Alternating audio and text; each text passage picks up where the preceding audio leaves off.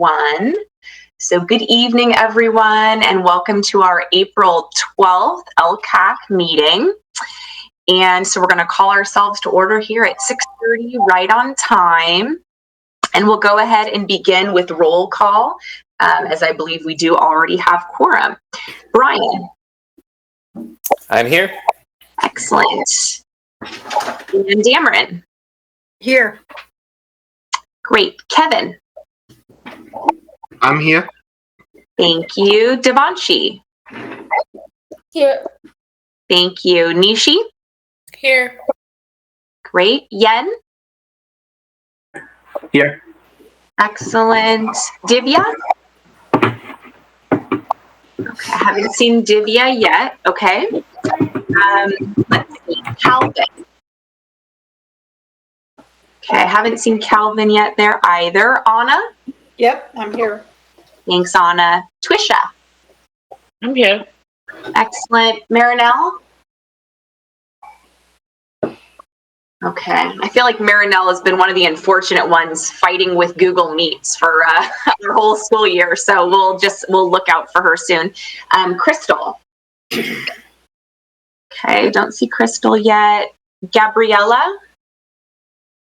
No Gabriella. Larona. No. Okay. Michael. Present. Excellent. Ivy. Here. Wonderful. All right. And then our non-voting members, we have Steve. I'm here. Excellent. Letty. Present. Great. And then it doesn't look like we have either Marcus or Rais from business this evening, but that's okay because we won't be doing so much financial tonight. And then we have Trustee Jones. Here. Awesome. Okay. And then it doesn't look like Trustee Campbell is with us, but if you can help out Michael, we'll try to make sure that if anyone joins, we'll get them into the chat. So if you do notice, and we'll only use the chat for logistics, we won't do it for any conversational items. All right. So. Just confirm my role. Yes, absolutely.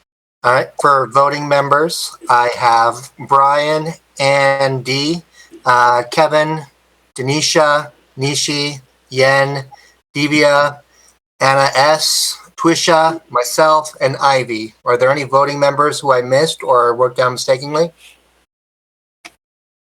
All right. For non-voting, I have Steve, Letty, and Diana. Are there any non-voting members I missed or somebody I shouldn't do? All right. That is roll call.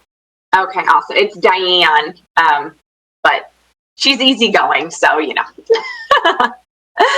All right, awesome. What I say to my students is that it's actually the more respectful thing to correct me because I'd rather figure out how to say people's name correctly than sound like, because I know you notice, so it makes me look like less of a dummy if you tell me right away. Thank you, Michael. All right, so with that, we're going to move on. Letty, do we have public comment this evening? No, we do not. Okay. All right. So with that, we are going on to look at our minutes from March 29th. So if you want to take a look, specifically at the top, we've noted attendance there. So if you had any amendments that you needed Michael to make for who was present or not, and he nicely did 2 bullets there separating the voting and non-voting.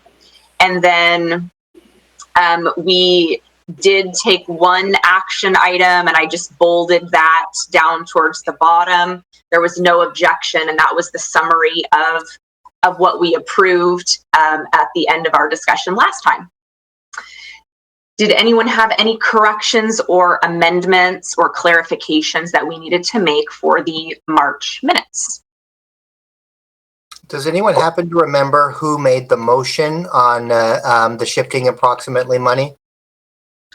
There was no motion. We did everything by no objection. So the 2 things were just approving the minutes was done by no objection, and after the presentations, that was no objection as well. Okay. Thank you. All right, so seeing no one in the queue to make amendments, Is there objection to approving the March minutes? Okay. All right, so seeing no objection, we have now approved the March minutes. The thing that you would, I would like you to have from the minutes that's linked in there but isn't linked specifically in the agenda tonight is when we get to our agenda item on where we are going to hammer out some of the finalizations, the things that we don't need to look into more at our next meeting in a couple weeks. You will have the goals and actions for the 2021 that's there linked within the March agenda. And especially if you're viewing at home as well, even though it's not in this agenda, you can get to the minutes from last month and then click on the 2021. And that has the goals and actions that we will be reviewing as we go through that for the finalization agenda item this evening. All right, so with that, we are going to move on to review of our data and feedback. So Steve and Letty, take it away. Yes, I'm going to hand this over to Steve, but essentially, I just want to thank the community. We had a lot of great input, not just through a survey, which we'll see the results of tonight, but also we had individual meetings with attendance areas for our high need schools, additionally with our DLAC and also some of our other groups. So it was really a good way to get input across the district in a very holistic, personal way, but then certainly for all the busy folks we have out there through a survey. And so we did get a lot of input that way as well. So I'll let Steve go ahead and take it away.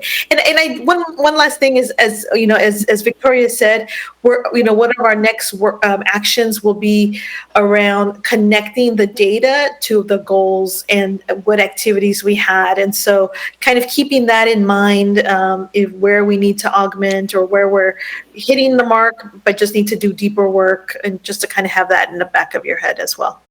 So thank you, Steve.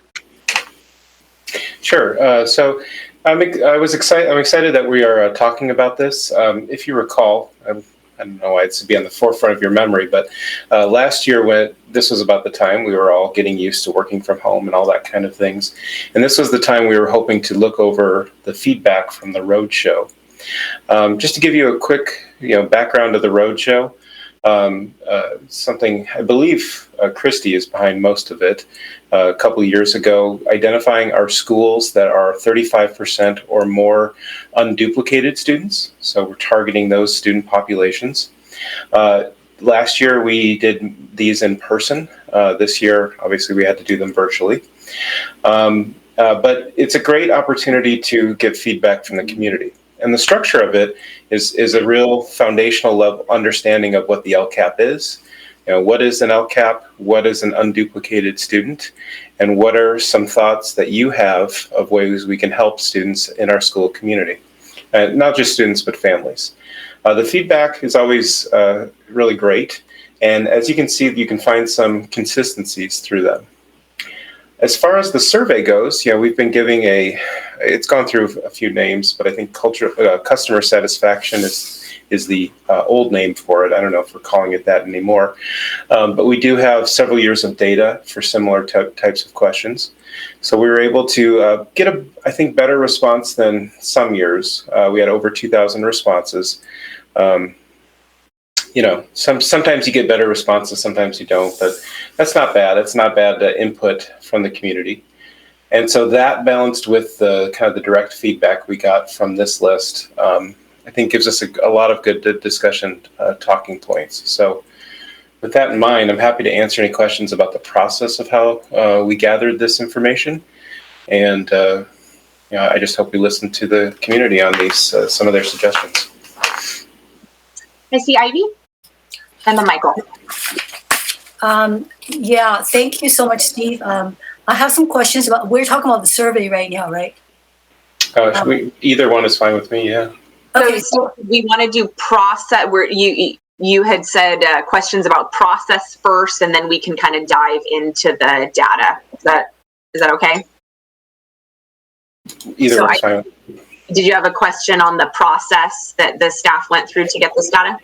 I'm not sure if it's process or something. I'd just like to know who are these, the survey for parents of unduplicated students only? Is that what it is? Or is it for No, goes to all FUSD Okay. parents. And I'd like to know who put together this survey.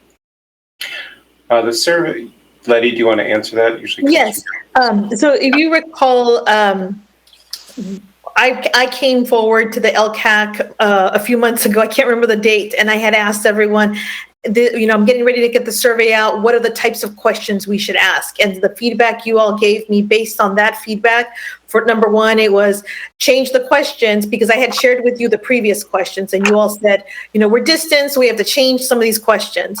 And so you all gave me different feedback. And I think one of the things that was really important is that we highlighted more for high need students, or I should say unduplicated. And so we added some more language around that. So that's really where the questions came from. Okay, so I have a few more questions, but I'm not sure if they're process. So somebody else has process specific question can go ahead. I can ask my questions later. Thank you, Ivy. Michael? It's a request on how the information is presented, and you're going to have to forgive me, but I listen to a lot of 538, so I think about pulling data more than a person probably should. And there's two things that I want to know, or would like how the information is presented. Is one, I'd like to have some comparison from previous years, because I know any particular survey is just one data point. And if the engagement, their reaction to teacher engagement went up a lot this year or down a lot this year, I think that would be useful information for the community to know not just where we are right now, but where we are in context. And also in how the information is presented, because the way I do surveys is I'm always thinking, oh, these poor people. I'm just going to say, I strongly agree on everything, and I always respond very kindly. And I'm curious to see when that isn't the case, because I noticed in the very first question, we had something like over 40% saying that they strongly agreed about that question. But then we don't see very many things where people very strongly agree. And so I'd want to know what the trends are. Which ones are they just saying, golly gosh, you're just knocking it out of the park? And which ones are they saying that they're doing very okay? And while we were talking, I created a very short version of what I'm talking about. And I don't know if I can share screen right now, and I can. So I'm going to share screen just so you can see what I'm talking about. Here's a chart of the first 5 questions. And can we see it okay? And we can look at a glance, the blue line, which is strongly agree. We can see on one question, there's a big jump right there, whereas the rest of them are lower. And maybe this is because as the questions go on, people get more tired of saying nice things, or maybe it's because this particular one is just our gold star that we've been working on. And I think if we could see a difference in how people answer across the survey, it would help us interpret the data. And it's not super hard to make this kind of chart. So I would hope we'd have previous years and a quick chart that we can compare all the answers just to see if there's any big patterns that jump right away. Thank you, Michael. So for previous years, and this is why we don't change all of the questions, I think, in 1 year, right? So even though we might have some, we do want to have data points that we can have be comparative. I don't know if staff prepared any multi-year, or if you wanted to share any initial thoughts on that, or if Steve, Letty, you thought that would be more appropriate for in a couple weeks to specifically hone in on some data once we identify the handful of goals and actions that we'll be spending more time on at the next meeting. So I can answer some of this. I do have access to previous year's data. I believe Ann Doan has. If I don't have access to it, Ann will have it. So I can gather those for the next meeting and do a question by question. Although, as Letty pointed out, some of the questions were new. And so what I can do is, if it is a straight, apples to apples comparison, I can do a chart or something similar like Michael indicated for the next meeting. Yeah, and I like that suggestion, Victoria. We can, especially after we get to the next piece, to really see maybe where the areas of focus, that might be an area to also look at. Because if you let me, Michael, and Steve just talk about all the data points we want, that'll be a whole other subcommittee. But yeah, I think it's worth it. Yeah. Ivy? Yeah, and I did put together a chart like this. I sent it to Letty and Victoria. But anyway, it's before the spring break. Basically, I just, summarized the 30 questions, and then the percentage from strongly agreed to don't know. So I think based on this chart, it's very easy. I mean, my questions are, it's not so much of the trend, but then there are a few that stand out more than others because of the big numbers, big percentage. But then I don't know, is it something? I'm sorry, I don't have anything. I don't have anything from you in the last month, so I apologize if I didn't see that. I can check the email right now. We can continue, and then if I find it, I will send it out to everybody right now. Okay, and I have a few other questions. Yeah. Okay, so based on this survey, it seems like the questions are the same for elementary, middle school, junior high, and high schools. So you can't really tell how each group responded, because all the answers are grouped, like the total number. So it doesn't really tell you how each group responded to these questions. So I was wondering, if that can be made more clear, because we have 1,440 elementary school parents participate, 606 middle school and junior high school parents participate, and 731 high school parents participate. It's hard to tell based on the survey slides how the different group responded. Steve, I'm sorry, Ivy. Steve, is that a feature where it could be disaggregated based on the survey platform used? So I'm not sure for this year. I'm pretty sure that's not the case for years past. Although I can check with with Ann about that, Ann Doan. For this year's results, I could look into that. Okay. My last question. Just to be aware that we need to also recognize that some people are parents of both. So it could be somebody answering as a high school or a middle school. That's a good point. Yeah. Right. But my last question is, well, not last question, but this survey is for 2021. So are all the questions having to do with online teaching? For example, question number 14. Number 15, easy access to bully support at school. So, I mean, each school, okay, so how can, if it's virtual class, how is easy access, for the bully support defined? So I just wonder how relevant is this question to the current situation? Thank you, Ivy. And I think some questions were altered. And I think, as much as we tweak wording, I think it would be up to the recipient to decide that virtual school, right? And absolutely, it might be one of those questions that when we compare to other years, it might be significantly different because of what you're saying. Someone can't walk into an office maybe with ease, but I think where things weren't changed, it absolutely was all virtual school, virtual instruction, and that sort of thing. And also, that's one of those things where the chart would be helpful, because over 50% said, I don't know on that one, where normally that answer is below 10%. And so it says that probably the parents were having a very similar question, like, what do you mean at school? We've been online the whole time. Right. Yeah. Yeah, the one that has the highest percentage is number 17. The child has counseling at school, and the process was supportive. So because kids are not in school, so the 52.98% parents answered don't know. Right. And we have had counseling services available, but they have all been virtual. And perhaps when we don't know then if those kids just weren't selected for counseling services, or if they didn't know how to get access for counseling services. But yeah, I think you're right. A lot of it is going to be people didn't know a lot of the access points because of the difference. All right. So I think we have a couple things we can look into for next time, specifically on how that data is, and we can kind of apply some of the questions to help us make determinations on some of the goal and actions that we say we want to spend more time on today. Did anyone still have other questions when reading through the survey data? It was meant to give you kind of a general framework as we go into looking at finalizing our goals and actions.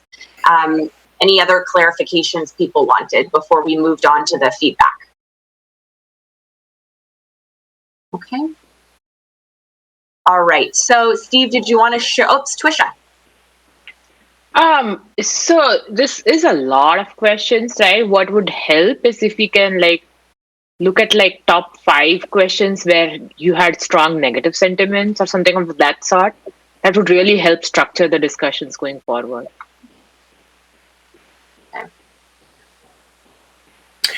Okay, so my suggestion was I'll kind of try to gather as much of the data and do comparisons from years past and disaggregate wherever possible. I also think that for this idea of maybe the top 5 questions for, these are the things that people say are most positive about FUSD, and these are the things that are the most concerning. I think that'd be easy to identify. Yeah, great suggestion. So we plan for that for the next meeting. Awesome. All right. So now the school community feedback. Steve, did you want to share kind of the different presentation format because of the different solicitation method? Sure. The format is pretty similar for all of them. The difference would be sometimes when you're talking to more FUSD employees, there's kind of an assumption that there's a knowledge of the LCAP, but it's actually a good policy just to always refocus about this is what the LCAP is and this is who it's meant to serve. I know this group did that at the beginning of the year, so it's always a good reminder. What is important when you talk to parents is that they're going to always support the things that they see their students benefiting from, and also wonder why it's not there for the things that aren't there. I'll be honest, the number one thing I heard about last year and this year is counselors. When we've talked about school counselors, how important that, I talked about how the LCAP in the presentations that I did brought a lot of elementary school counselors to our elementary schools, and parents just love that. And then when you talk to the secondary students, we talk to Surfboard, so that's always a group that has a finger on the pulse of the district, but they're also somebody who will utilize counselors a lot. They're always talking about the need for more counselors at the secondary level. Some other things we heard a lot about are kind of I'll put under the tent of social emotional. That's a very broad tent right now, but you'll see things like PBIS brought up a lot. Post-pandemic, children needing help with reacclimating. You see a lot of things about mental health, not surprisingly. I like this. I'm looking at this one suggestion. This is obviously from somebody who knows what a community liaison is, but a community liaison to support families and staff. My assumption here, I didn't write this note, is that that's somebody who had a positive experience with an FUSD community liaison and wants to see that expanded. You also see a lot of things for things like tutoring and literacy courses when you get to goal 2. So these are kind of extra help that is done beyond the school day from school staff. As a former administrator, I'll say that those are very important, but they're also, when you're funding those, the better you're planned for how they're going to be, those staff members are going to be used, the more successful they are. When you get into goal 3, you get a lot of interesting ideas. So things like technology, that's not surprising, and counselors. But you get things like partnership with MVROP and college fairs. That's actually something, MVROP, that came up at a recent board meeting that I thought was very good. One of the things I'm very happy about is the relationship at Fremont we have with Mission Valley ROP. And it's always, we are always able to get a lot of students to go, but I think there's an opportunity for even more to go. And then finally, when you get to goal 4, really something that kind of sticks out to me is the need for us as a school district to always continue the good things we're doing with family engagement, but always to expand it. And it seems like there's a consistent we need more family engagement. And that's a little frustrating as a staff member to hear, because we have so much time is spent on community engagement, and it's challenging. Putting these meetings together, it took work, but we have a nice format for it. But getting people to come, we're all parents here, or probably all parents here. Going to a meeting at 6:30 when it's dinner time is not an easy sell sometimes.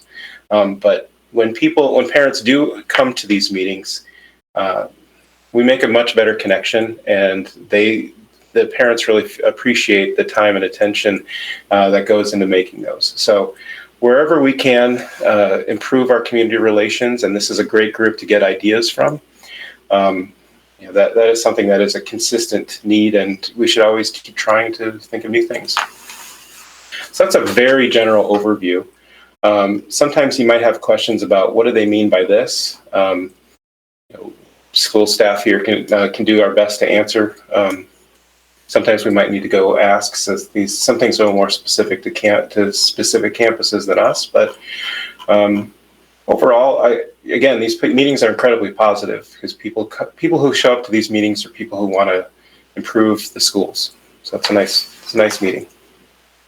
Thank you, Steve. I'm going to go to Letty, and then we'll go to our Q. Yes, I wanted to build on what Steve was saying about academic support. What I thought was pretty powerful was meeting with some of the parents that I have not yet met. I met a lot of new parents, so I really appreciate meeting specifically with high needs schools in the areas. Something that came up, which was really surprising to me, was, we seem to think we're in Silicon Valley, we have a lot of very tech savvy families, but particularly I was at one parent meeting where the majority of the parents were still having some trouble with accessing technology. And what they really appreciate, part of this meeting also, and this I can't say it was for our migrant education community, and the parents there really appreciate that part of the meeting was a parent workshop on mathematics and how to use math as a parent, as the first teacher. And so the presentation was given just about, going to the grocery store, it was very hands-on stuff that any parent can do, with their students around math. And parents left that meeting so that feeling like they can do something, put it to action. And then the next half of the meeting was about giving input on the LCAAC. And so there was a lot of push for, can we have more workshops like these, where it's very hands-on. They appreciate the online component, that was okay, but it was just something tangible that they can take as the first teachers of their kids to really implement. And I thought that might be something we look at, is really augmenting parent education. That might be something we look at as well. And if I could just throw in one quick comment, with the parent engagement, the one thing that was a consistent too is multiple languages accessible. That is we have a very diverse multilingual community, and so there's a lot of appreciation when you have translation available. All right, excellent. Thank you so much. I have Michael and then Ivy. My comment is just, you were saying some ideas about parent engagement. I know that when I go on social media, Facebook, there are groups that are having lots of thoughts about what's going on at Fremont Unified, but I've never actually seen any official district kind of social media presence. I know that over in New Haven, the superintendent puts out a video once a week. And so I just don't know if that's a missed opportunity. I know that only targets certain kinds of parents who usually are pretty good at getting engaged anyway. But it also seems like it would be a good way to get messages and to receive messages from large groups of people in a broad setting. So I don't know, I'm basically adding work to you guys, I know, but having somebody who's just a job is to represent the district on social media, like you'll see public figures doing, is like you have celebrities who actually have and corporations and companies and institutions like the union or a church that will also have somebody that engages on behalf of the organization in social media. That's a good suggestion. Thank you, Michael. Heidi? I just want clarification. So these are for parents of high need schools only. Is that right? For the groups you're asking about on this. Okay. Well, yes, I'm just trying to understand because based on the input, okay, there are one elementary school representing American attendance area, 2 elementary schools representing Irvington attendance area, 3 elementary schools representing Kennedy attendance area, 2 elementary schools representing Washington attendance area, no elementary for Mission San Jose attendance area, 1 middle school, junior high school, and then for high school there's Kennedy and Robertson, and also Surfboard will represent the high schools. So I'd like to know 2 questions. Are these? I mean, how do we reach out to the participants, and is this representative of our district's need? I believe Steve noted at the beginning that this was schools that had 35% or more unduplicated, and that's how they're identified. Steve, was there any other criteria? No, that's correct. The schools that are listed on this chart are the ones that have 35% or greater unduplicated student population. Okay, that's great. I just wanted to clarify that, and I also have some question on the input. For example, for goal 2, what does it mean by science-based reading? That I'm not clear. Sorry. Science-based. Yeah, so this is notes, and so he had noted some of the language could be a little bit ambiguous, and depending on the person's position who might have been providing the feedback, that some things are more clear than others. But right. I'm not sure what is science-based reading. And also there is a comment, science teacher stability. I was like, what does that mean, science teacher stability? Like, we don't have a stable... Now we know. That one we could answer. Yes.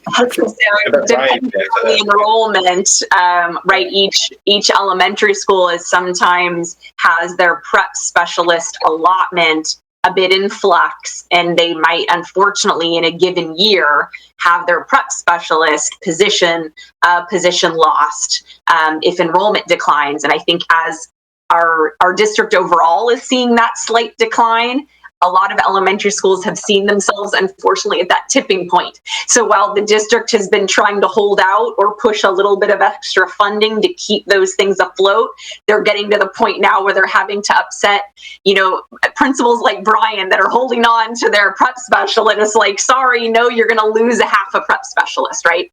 And so parents who love that their kids get science, get computers, get music, right?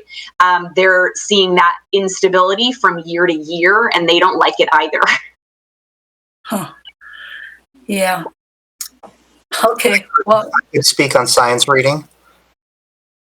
Yeah. So I was getting my credential just as Common Core was coming out, and we spent a lot of time evaluating the new standards. And one of the focuses is reading nonfiction texts, because traditionally elementary schools do a really good job in preparing students to read fiction texts. And then when the first time they see a nonfiction text, whether it's science or history, it's not a story, there's no protagonist, and they get confused. And so there's been a lot of emphasis in Common Core standards, which California has adopted, to increase skills in reading nonfiction texts, including science, because the mechanics of how science textbooks are written needs to be taught in order for the students to know how to evaluate it. And so that's what science reading is to be able to understand how science textbooks and science in advanced levels, scientific research is written so that you can evaluate it based on its genre. Okay. So hopefully, as Steve noted, the survey, right, which goes out to all parents, but we can balance that and use that in conjunction with this targeted outreach, and that will help the committee focus or make additions or reallocate as we look at our goals and actions. So hopefully you saw some main themes there that Steve highlighted. Did anyone have any, and you can kind of keep that data open on the side as we go ahead now and look at our goals and actions. And of course we can circle back to any questions, but was there anything else anyone wanted to check in about on the feedback with Steve? Okay. All right, thank you so much for the work on this. And I know I sense the frustration with we know that our staff is trying to reach parents and guardians, and I can only imagine how much exponentially more difficult it is in virtual setting because we can't, try to catch them when they're with kids at school or anything like that. So thank you for continuing to do that and for the formatting presented for us to look at. And so we're going to go ahead now and transition to looking at our goals and actions. And so what I'm going to do is we're just going to go through the goals and actions, and I'm going to be going along the 2021 that we use, like I said, that's linked in the minutes from March.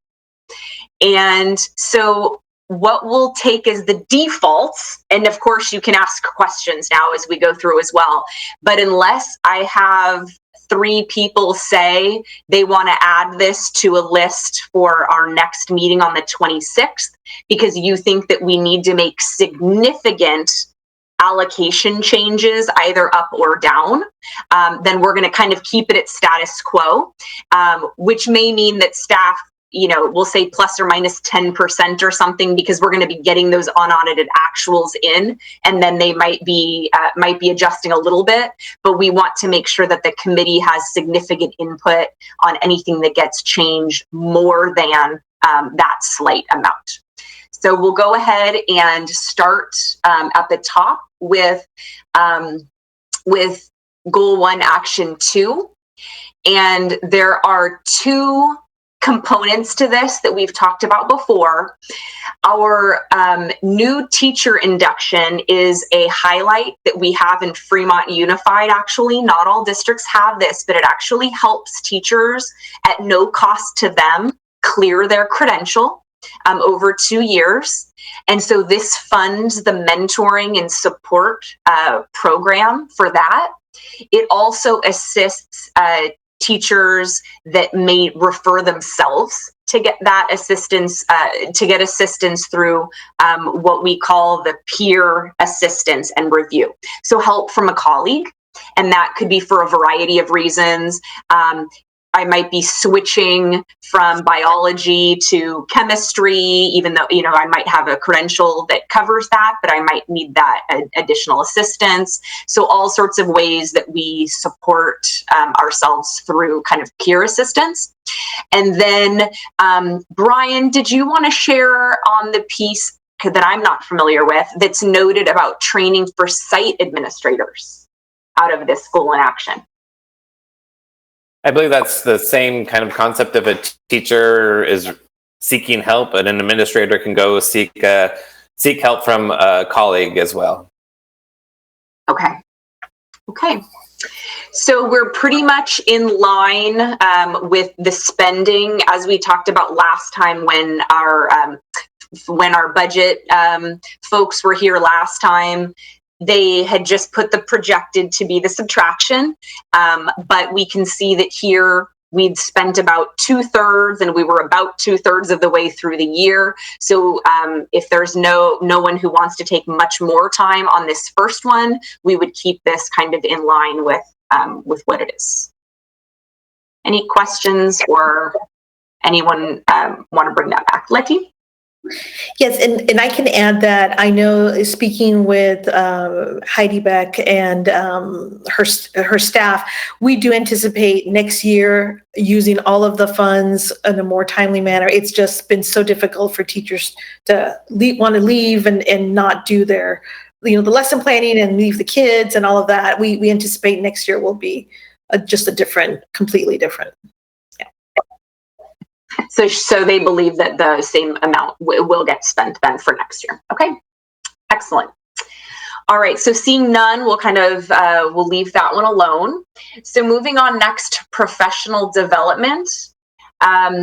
For the same reasons Letty just brought up, we see this a little bit lower spent. It's especially challenging right now for teachers to have a substitute and successfully leave their virtual classroom for the day and count on no technology glitches and that sort of thing.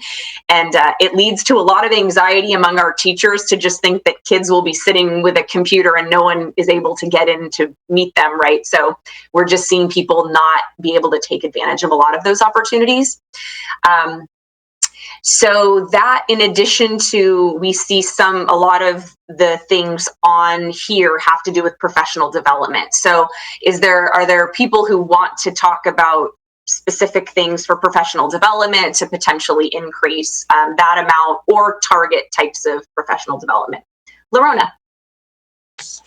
Hi. So my question is, because I came late today, I just want to know, so will they start school this year or they'll start school next year? So we're all doing distance learning for the rest of this year, but we are working, I know Letty's been working on this personally, about summer school potentially being in person. And so the district begins work on that this week, actually, to have students be able to, in June, depending on the grade level, be able to come in person. Okay. Just for clarification on what we're working on now, it will start for the next school year. So actually, summer school is the only kind of crossover between years on an action item. We see kind of part of it gets spent this year through June, and then the other part of it gets spent on the next year's allocation. But everything else really that we're working on now will be what we want to do for next school year. Okay. Okay.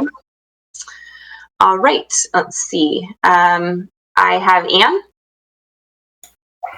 Thank you, Victoria. My question on this item that we're talking about, which is 1.7, I believe, Yes. It says for all instructional staff. I would just like a clarification that that includes paraeducators.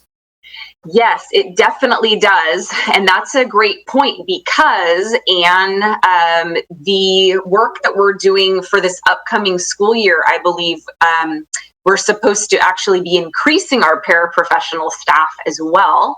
And so we will want to make sure that we can get them trained and have time to have them trained, not only in perhaps their work, but also set aside time so that they can work with their partner teachers in the classroom.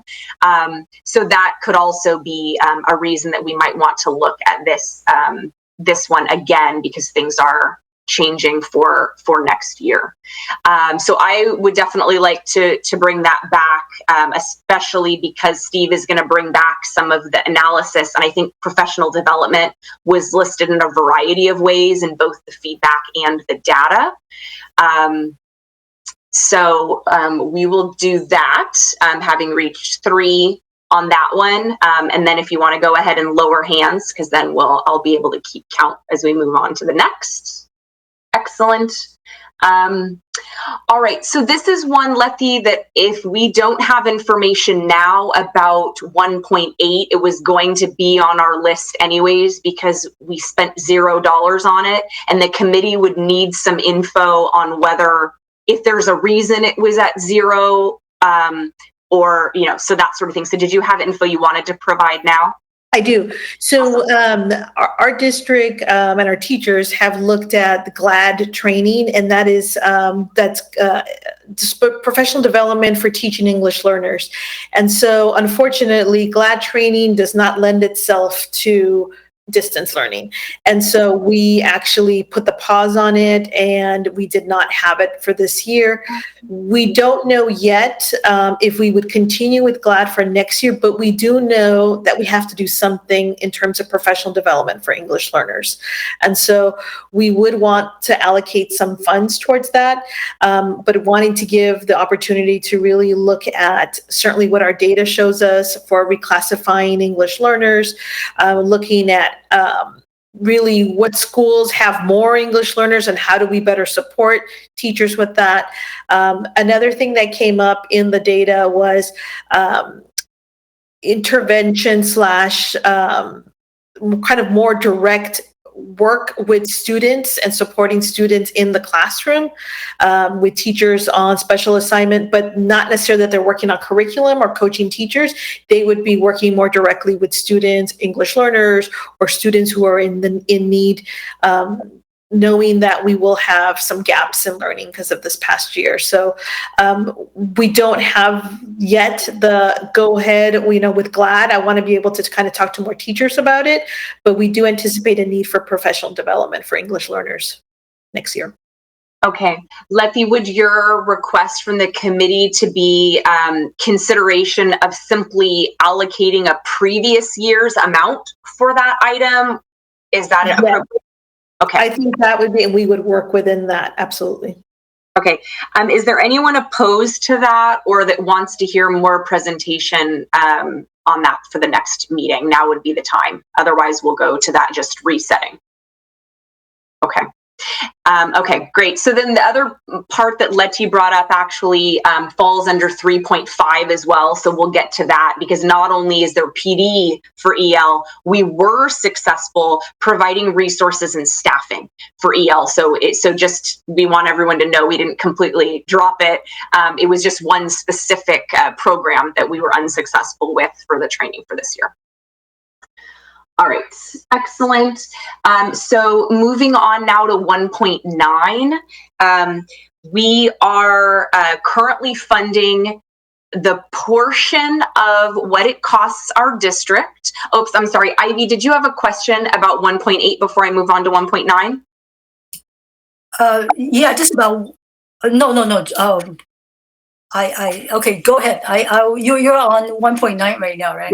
Yes. I'll let you finish first, and I'll see if I have more questions. Okay, awesome. So currently Kennedy employs a block schedule where they take 4 courses each semester, and that is a year-long course. And so they're able to spend more targeted time on the coursework, but it does come at an expense to the district. They do also currently, along with Robertson, serve the highest percentage at our secondary level for unduplicated students. So the committee found it appropriate to fund the 27 to 29% cost for this program out of our LCAAC funds, which we are able to use for general programs, but taking a percentage of them that we know is going to be helping our unduplicated students. So that is the amount, and because we had specifically targeted a percentage, and that's the exact amount that we spent. But now would be the time if there's a question on it, or if there's objection to carrying that over. There will be a slight inflation cost, but otherwise we would do the same thing and take the percentage. Ivy. Yeah, I just like to know, how is the block schedule implemented during the COVID, during the distance learning? So specifically at Kennedy, theirs is the least changed, because just like Robertson, they only ever have 4 periods a day. So they're able to maintain their regular, there might have been some slight adjustments, right? But it's pretty much the same with 4 periods per day versus one of the other high schools that's not currently operating on a block. They would, if they switched to block, do 3 periods one day, the other 3 periods another day, and rotate, whereas Kennedy does their 4 periods every day. Okay. Thank you. Yeah. Anna? I just wanted to give a little bit of input for those who are not familiar with the Kennedy block schedule, since my son does go there. Instead of doing 45 or 50 minutes per class, they're spending an hour and a half per each class. And that's why they have the 4 classes. And it's very effective for kids who need a little bit more time and understanding, and that the teachers are spending definitely over an hour instructing. And for those kids who need, or those students who need, extra explanations or a little bit more time or a little bit more one-on-one work with the teacher, they do offer that all the time. And many of the kids are successful, and because of this, and my son is one of them. So I'm definitely for continuing this because it has been helpful to them. Thank you. Thank you so much, Anna. As a Kennedy parent, that's especially useful. It also helps because they do, over the 4 years, get a few additional classes. Mm-hmm. And I will speak as a math teacher, because students that are a little bit behind in math, or that isn't their forte, that is my heart. And when they go to Kennedy, they're able to take a math course at whatever level they're at, and they're able to have completely caught up wherever they were when they started, and that's amazing. So just another kind of bonus for being there. But of course, they're able to have the heterogeneous grouping. It's not all, it's not all students that are unduplicated at Kennedy. So there is the cost to the general fund as well. Michael? I'll just add that as from a special ed perspective, the less transitions you have in that helps a lot, because a lot of disabilities, it's the moving in between classes and the need to reset your mind to that whole process just takes 10, 15 minutes away from their learning. And so having less transitions in a day helps students with many different kinds of disabilities. Not everyone, but there are some disabilities, in particular autism, that's the transition in between classes, which is the hardest part. Thank you, Michael. All right, Lorona, did you have a comment on Kennedy block? Or was that, maybe that was from last time? Nope. That was from last time, sorry. Okay. All right, so is there anyone who has objection to us just carrying over the Kennedy block or needs more information on this? Okay. All right, so seeing none, we're moving on now to goal 2. So the district-wide assessment, and I know Steve is totally capable of giving us another riveting performance of all the details of this assessment system, but just as a quick recap, it is imperative, even for those of you that don't love data as much as I do, we absolutely have to have objective ways of tracking in order to make sure that we're seeing the growth and the improvement that we want. And that's really, really important for our unduplicated students, but also for all. So Steve, we came pretty close. Do you expect any changes for this cost that are outside of the norm, or probably just a few percent? No, this is pretty close to the costs that we have. There's most of this comes from the LCAAC budget, the remainder that we pay for. This pays for the Illuminate DNA system. So this allows us to not only deliver assessments, but gives teacher flexibility of assessments. It also, and that's become quite important right now, is the parent portal that parents access report cards. That's also the system we use for the elementary report cards as well. So we would expect this number to continue for next year. Okay, awesome. Thanks, Steve. Is there anyone with objection to continuing to maintain the funding for that program, or who wants additional information or discussion next time? Okay, all right, so then we'll leave 2.1 where that is as well. So now moving on to 2.2, which we did get a lot of information about last year, since most of us were here then as well.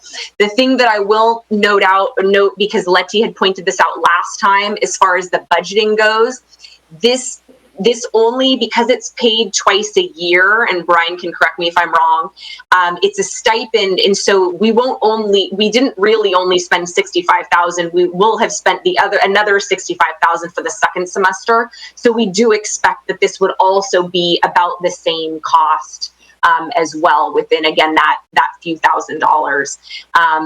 Brian, did you want to speak a little bit just as a refresher on 2.2 for folks? Sure, this is a great opportunity for teacher leaders from each elementary campus to attend, I think it's every other month, every 3 months, meetings at the district office led by instructional services to give tips to these teacher leaders to bring back to our campuses to be the teachers of this information. So it's a great flow of information down from the district to our teachers and eventually to our students. So this year or last year we did benchmark tests or our new ELA program. We've used our liaisons for ELD instruction, strategies around that, and new standard-based grading was a huge one that these teachers were very instrumental in rolling this out successfully at our elementary levels. If I can just add one more thing too, is that the elementary schools, unfortunately there was a budget cut the previous year, and none of the schools have usually had co-administrators along with the principals. The liaisons, it's not a equivalent to an administrator because they still have their teaching job, but this is I found them incredibly helpful because a lot of the initiatives have come from instructional services. I found the liaisons are incredibly helpful in getting the word out. So for the bang for your buck, I'll speak up for this one. I really appreciate the liaisons. Okay. Thank you, Steve. And I think because we'll be also going back to PD, I like Brian's explanation. It's another kind of vehicle for PD to make it. And just depending on our learning styles, if I hear it from a colleague, that's different from going to another training. So just different avenues for that. Is there anyone who wants more information on that or wants to bring it back next meeting for any significant change? All right. Okay, so seeing none, we're now on to 2.3, and this is the instructional coaches. I will ask Letty to share, because our committee does it's a two-way thing. We can take, we provide recommendations to the school board, but we also can have, the school board also sometimes makes decisions that do kind of set parameters for us.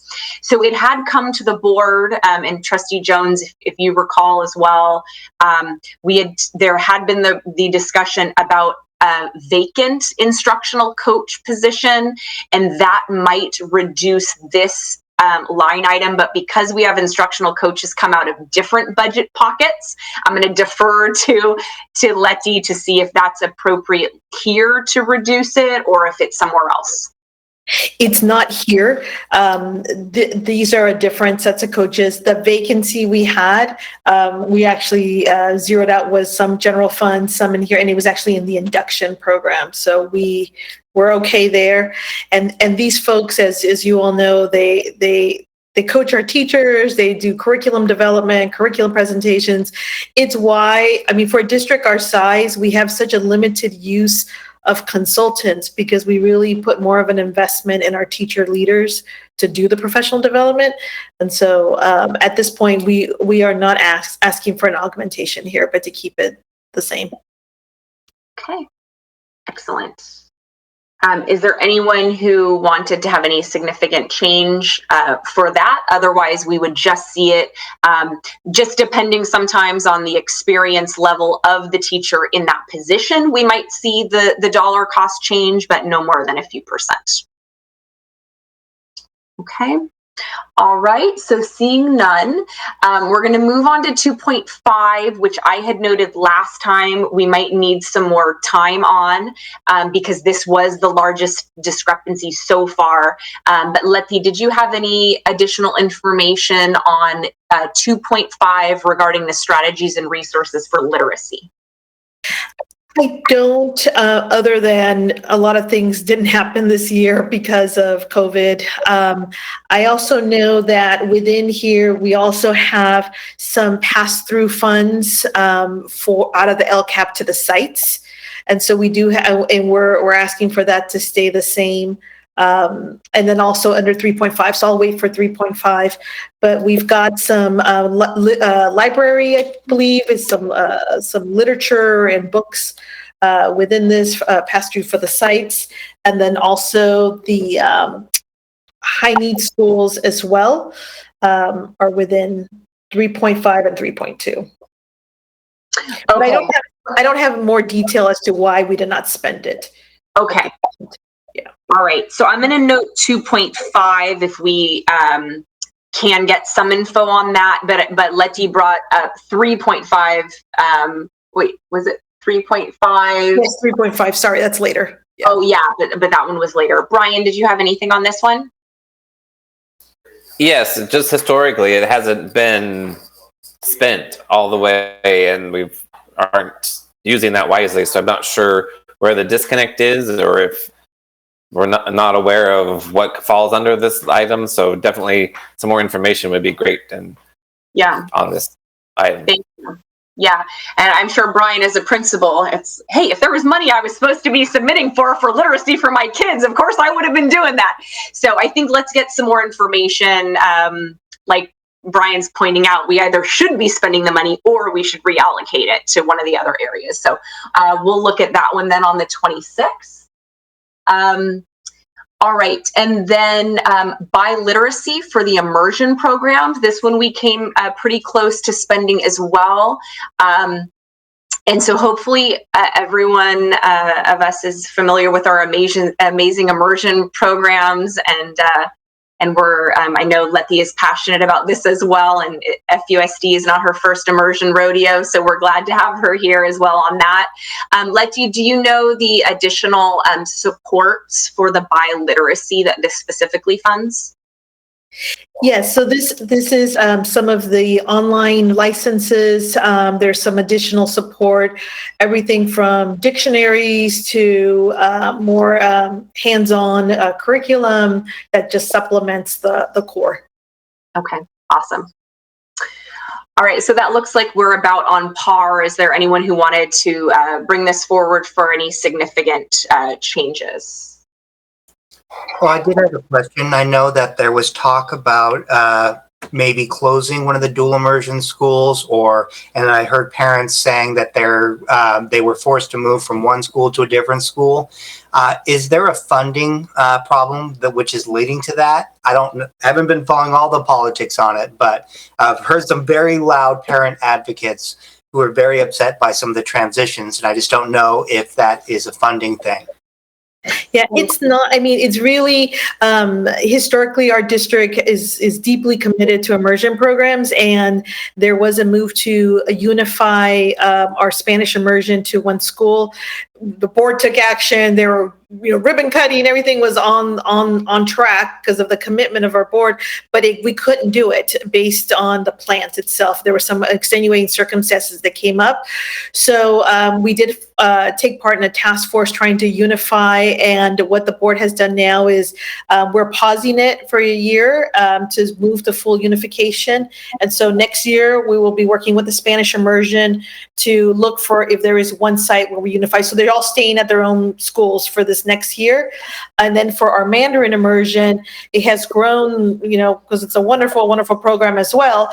But we actually ended up with a sister school to start another strand. And that's, but so not necessarily funding for the unification. Thank you, Letty. Okay.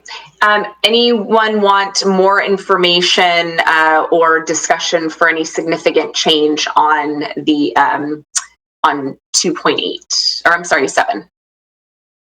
Okay. All right, so seeing none, we're going to move on to goal 3. And our first one listed there is AVID, but this was actually a district direction previously where AVID is no longer being funded district-wide. There had been some schools that still used some site-based funding for that. But this was was based on a previous vote, actually, of the school board. So at this time, unless there's anyone who really wanted to invest some time, it could be a recommendation. It's always available to us to make a recommendation, but right now we have zeroed it out based on school board direction for AVID. Ivy?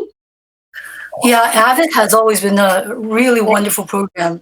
The few that I visited, they're just very effective. I don't know if there's extra funding or something.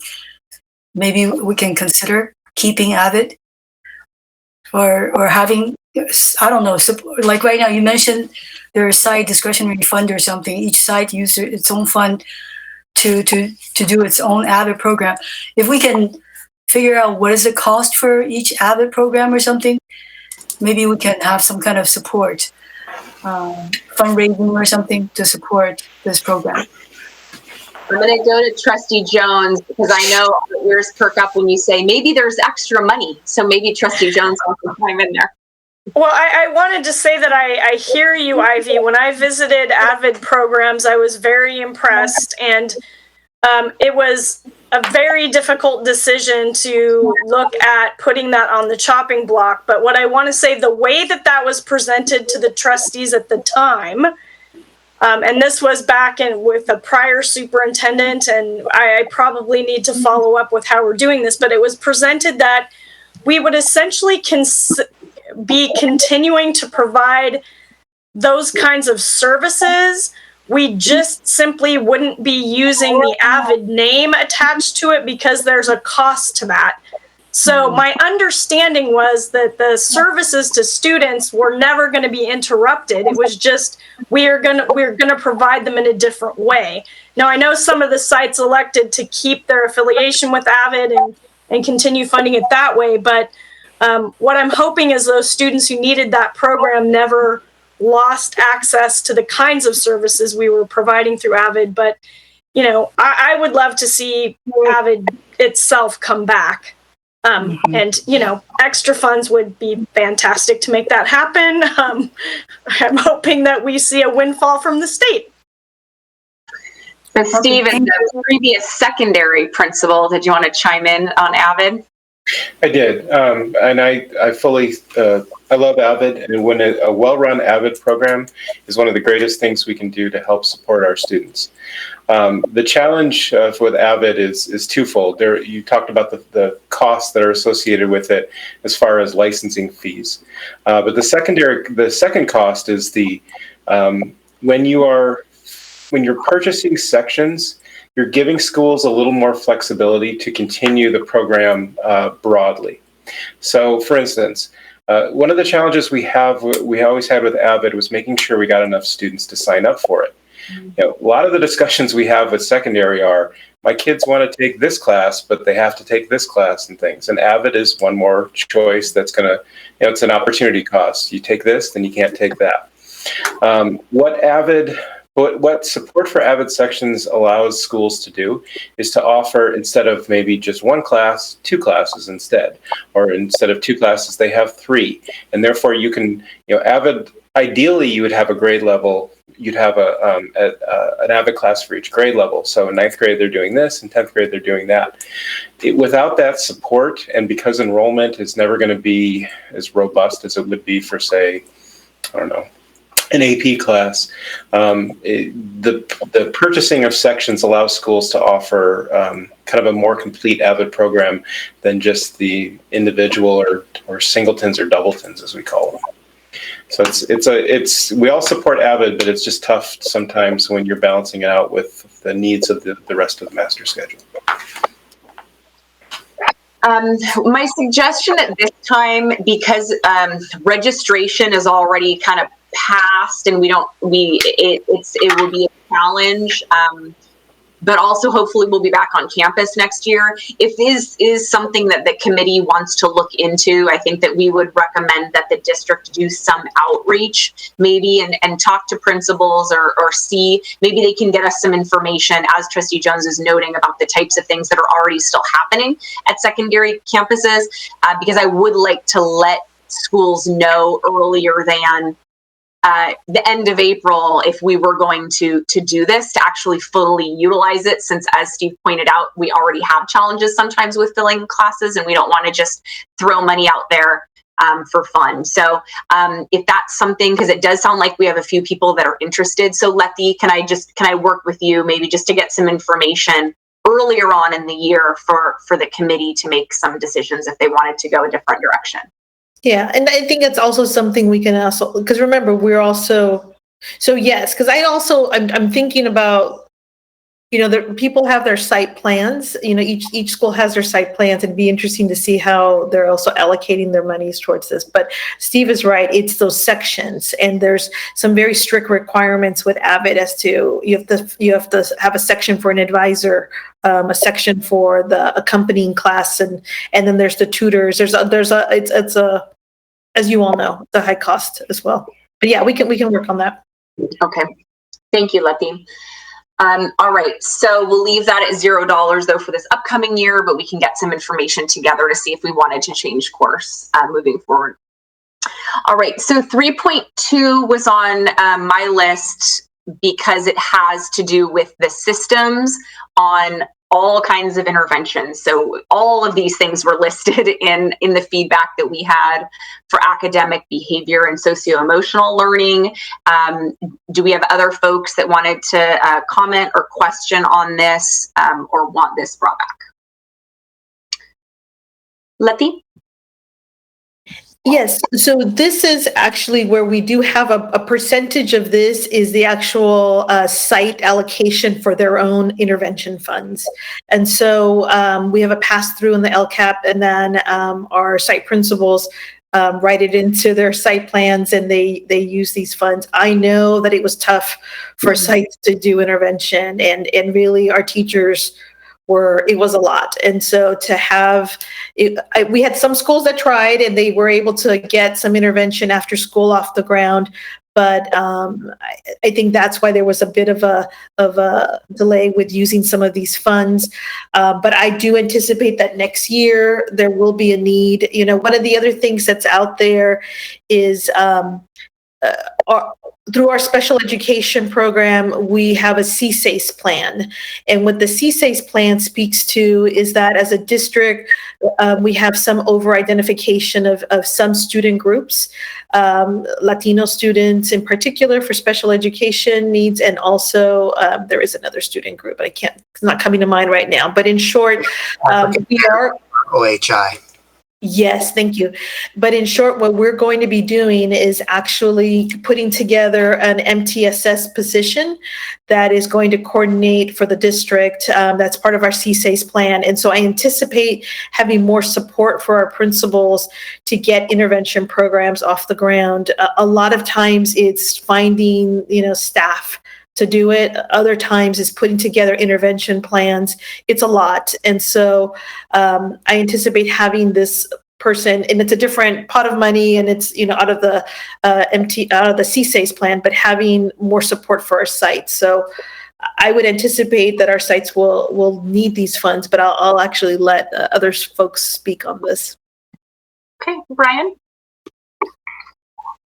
I'm one who spent all of my intervention money, but it was very difficult, and we're only allowed, because I use substitute teachers, and we're only allowed 30 days of intervention, and I have 2 teachers that support my students. But I would love to see that increase so I can actually maybe afford 1 teacher for longer and hire them as an intervention support teacher. We are bound by California ed laws that we can only have 30-day subs or 60-day subs depending on their status. So it's difficult to, once I find an amazing intervention teacher, it's difficult to have them more than 30 days. So we've had to rearrange our schedule. So any increase of that so I can maybe hire a support teacher would be amazing. Okay. Thank you, Brian. And Trustee Jones, did you have your hand up? No? Okay. So I think, so let's go ahead and add this to next week, because I find myself wanting to ask Brian 7 questions, but now's not a good time because we'll bring it back. So we'll keep moving, but we'll put 3.2 down and move on to 3.3. So the achievement of core content standards, this is for the extended learning for after school or the school day. So it was my understanding that this was summer school, and could also, it might be some crossover with what Brian was just talking about for the learning opportunities. But it shows that we have almost $200,000 left as of a couple weeks ago, but we don't really, because the beginning of summer school still falls at this fiscal year. So we will spend all of it. Granted, we may see some relief because Letty has shared we have other types of money that we're able to access as well, because of the different circumstances, but we will definitely be spending all of that. And we're looking, you might have been able to see Letty's presentation to the school board, but we are looking at, over the next couple years, we know that just, a couple weeks of intervention is not going to be enough, of any type of intervention, whether we're talking academic, behavioral, or SEL, right? So so looking at really investing maybe a little bit longer term for these. So we have this increased amount of $700,000, and I would like to see that stay the same. But if anyone would want to make any significant changes, then we could bring this back. And we did spend a bit of time talking about summer school already. But if you wanted more opportunity for discussion on that item, now would be the time. Otherwise, we'll leave it at about the same, which is an increased amount. It is a slightly increased amount since the school board we had, remember, if you recall, we actually reduced it to closer to $400,000. But it is at this increased amount now. Anna? Is summer school the only option? It is not. So it does say and or the school day. So it does allow flexibility, and we could ask the district to look into other things that it could be. If you listen to kind of the governor's suggestions too, it could be an extended school day actually for students. There are other possibilities for this line item as well. Okay, thank you. Yeah. Okay, so I'm not seeing any objection to just leaving it at that increased amount. So we'll continue to roll that over as well. So the 3.4 has to do with actually attendance. So the intervention for early truancy patterns, we actually approved for a classified position who can assist when we see students that are having attendance issues. Letty, did you want to speak at all on that, or did we have any information? I know this was a really crazy year to be, this was the first time we had funded this position and a full position for this. But is there any reason the committee might not consider maintaining that? I mean, I think what I would say is we maintain it. If you remember, as a district, we were in differentiated assistance for students who are identified as homeless, and we came out of it. We made the growth that we needed to do. But I do attribute it to these knock on the door, phone call, personal touch that we need to do for a district our size. And I would think for the cost, this really goes a long way with targeting students. Okay, awesome. Thank you. Question on this. So is this a training or a staff member? It is a classified staff member. Okay, and is it focusing only on elementary or middle school, or just across the whole district? Across the district. Okay, well then yes, that is a very good price. So maybe they're underpaid. I think, and I could be misremembering, but I think that the county funded something, and then so we actually increased. Okay, Steve so it's actually more than one position, but we added to it, and we definitely made sure we maintained the portion so that the county pitches in for another full. So we are getting a bargain, and hopefully it's a good use of money. All right, Anne. Thank you, Victoria. Just to clarify that, there is a portion of it that comes from the county. And additionally, the child welfare and attendance specialists train the attendance office assistants at all levels.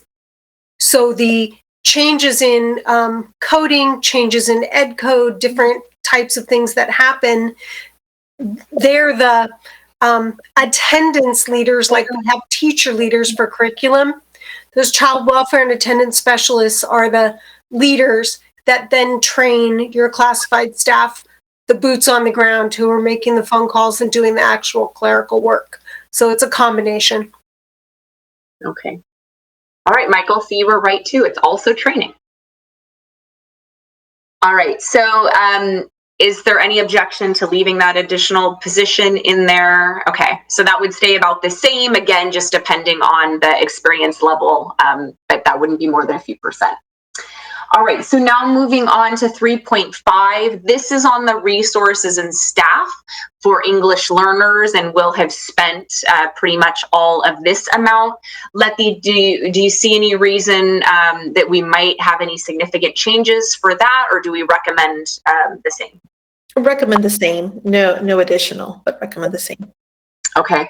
I did want to ask, because translation came up so much, is there another item on here that's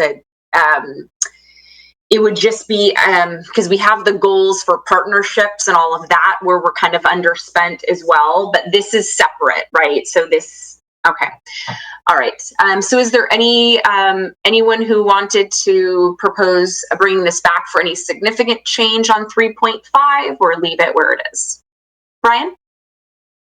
I know on our original list several years ago, there were some schools that never did receive their ELD specialist. I'm not sure if this is the line item that it comes from, but I know several schools have approached me and asked if I would just mention that they are still waiting for their ELD specialist, and my ELD specialist is absolutely amazing, and she supports our families and our students to the fullest, and it's just a great position to have. It's some of these schools that are lacking that position.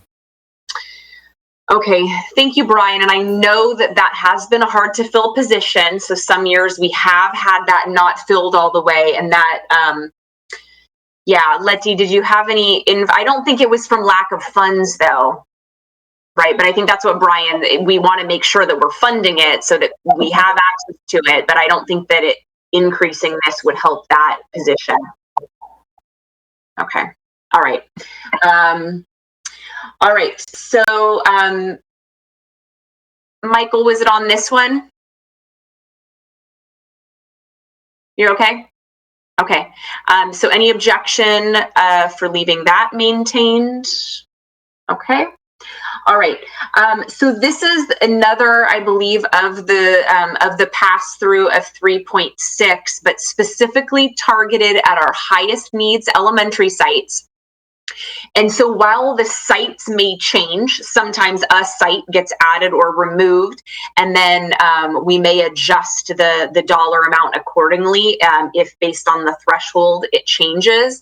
But otherwise, those are the funds that can also get used in various ways by those sites for how they see best fits their needs. And sometimes, some years it is harder to spend than others. But is there any objection to having those, whatever the designation is? We might see the site change, but did anyone want to make any other significant changes or bring that back 3.6? Anna? Question, can you give an example of what type of support or resources are used at the highest need sites? Just an example so I have a better understanding of what we're providing, what's useful. Yeah. Ryan, did you want to share maybe if from anything you know that's happening at other sites, and if that's different from the type of thing, but just more than what you could do without being one of the targeted sites? Yes, so I know these sites hire intervention specialists, so they have that one particular teacher that they hire all year long, where as opposed to Glenmore can only hire a 30-day sub, they can hire a student or a teacher all year long. I know they have lots of enrichment programs, online programs as well, that they supplement their curriculum with. So they do spend it wisely, and it goes directly towards the kids and the benefit of the kids. Okay. Thank you. Thank you. All right. Anyone need to spend more time on that or wanted to propose time for more changes? Okay. All right. Not seeing any. So on 3.7, Steve can correct me if I'm wrong. This didn't happen because of extenuating circumstances this year, but it would still be in order to leave that dollar amount maintained so that we could do it next year. Steve, is there anything else you wanted to note on that? Yeah, we will be tapping into that because we are offering the SAT at the end of the month, end of April, and students are eligible. It's not the same as the PSAT where we pay for everyone to take the PSAT. However, we are offering this because of the national merit considerations as well, which many of our students qualify for financial aid. So we anticipate dipping into this budget before the end of the school year. Okay, so even though SAT isn't listed, that is one of the things for selected students that we would use for this line item. Correct, yes. And we are offering the reduced rate for students who qualify for free and reduced lunch as well. Okay. Right. Any proposed changes there to come back? Okay. All right, so the next one would be the department chair positions, so that there are a bit more resources and personnel for EL. So this, for all intents and purposes, is fully utilized. There's always just that variation of the few $1,000s depending on the experience level of the person serving the position. Is there anyone who wanted to bring this one back? Otherwise, we would have it be approximately the same. It's also of note that if we made a change, it would drop, because right now it's servicing across all the high schools. So any change would be like one high school or not another, which might be a little bit funky. Okay, so not seeing any. 3.9 is similar to 3.2, which we already noted. So I think the discussion would be the same. So we don't need to list that one separately. The discussion will be had at the next meeting. Moving on to 3.10. This is, I believe, for psychologists, program specialists type of district level employees that are meeting the needs of students that rise to the level that needs to have the IEPs serviced, in particular those that are intersectional, right? So we've talked about this a bit. There are certain pockets of students that are more likely to be serviced through special education, and so we do provide the additional services that other school districts sometimes don't. So, for example, we do have quite a number of program specialists that are additional staff as well that do this work in addition to the psychologists. Did we, and because it's based on the staffing, we utilized all of those. The positions were filled this year. Did we want to have discussion next meeting at all on special education as being serviced through our unduplicated? Okay. All right. So moving then to goal 4, unless someone wants to. It's 7:58 and we have an end time of 8 o'clock. And since we're just transitioning to a new goal, maybe it'd be a good time to actually just cut it. I was just going to say, unless someone wanted to stop me, I was just going to do 4.1 and 4.5 if there were questions, but I think 4.6 I already have tagged as a very popular item already. So unless there's objection, thank you, Michael. If there's no objection, I would like to approve extending the meeting until 8:10, if you're okay with that. Okay. Trustee Jones? Sorry, I do have a hard stop at 8. I need to go in a minute, but I don't mind if you all continue without me. That's not a problem. Okay. Thank you so much for letting us know. I appreciate that. All right, so looking at 4.1, that is one that I think, especially due to the cost, but also Steve noting with this year being a little bit unique, I know that we all are passionate about reaching parents and community, so maybe we can just hear a little bit of an overview at the next meeting, even if we don't change that dollar amount, but at least the committee will kind of get an update there. Does anyone have any objection to just hearing the overview kind of for 4.1 at the next meeting? Okay. All right. Cost. I believe district-wide, we've heard a bit about cost, and because it's on stipend, that would also, it should get fully utilized. But did anyone want to either hear more about cost or want to bring it back for significant change? Okay, seeing none. Parent workshops, we did fully utilize. Sorry, just about cost. I'm maybe looking at a different chart. I'm looking at the 1920, the 2019 to 2020, and We're the 2021. There is a 2021, yeah. Okay, I'm looking at an old one, and just the allocation was significantly different from the actuals. And this was from previous years. So is that still an issue from continuing on? 2021, we allocated about $80,000 and we spent 46, but that's again at kind of a halfway point. So we might bump it by a few thousand depending on what the unaudited actuals are. But I think that in this one, we did appropriately lower it to be closer. All right. Well, the issue is, in the one and this is from a couple of years ago, but in 2019, we allocated 300,000 and ended up spending 115 million. So does anyone know why it was so different that year? Do you mean 115,000? Maybe. So no, if you I'm looking at an old sheet that I just found in one of I was trying to follow along with the numbers. Right. So if you go to the minutes and from the March 29th minutes that are linked in our agenda today, there is the 2021 document, which is the one that I have been referring to today. Mm-hmm. But for that item, we did budget under $100,000 for this year, and we are on track to spend under $100,000.